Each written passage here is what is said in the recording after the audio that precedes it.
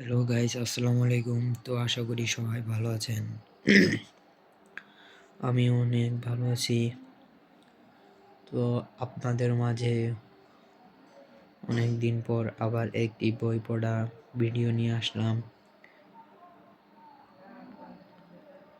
দ্বিপদ গুণটি মানুষের পদের যথার্থ বা অপরিহার্য অংশ নয়, আবার যথার্থ থেকেও নিঃসৃত নয়।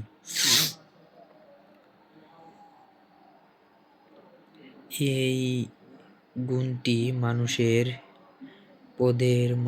পদের এই সংজ্ঞাটিকে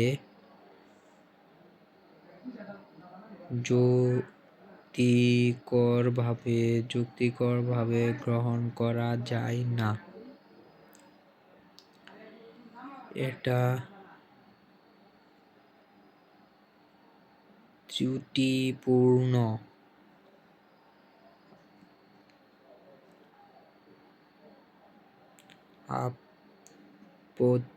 আপত্তিক সংজ্ঞার একটি দৃষ্টান্ত।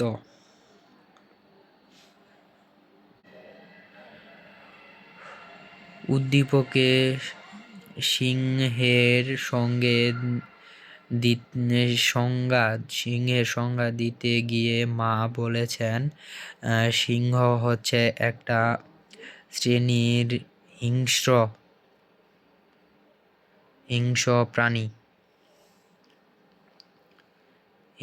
প্রাণী, যেখানে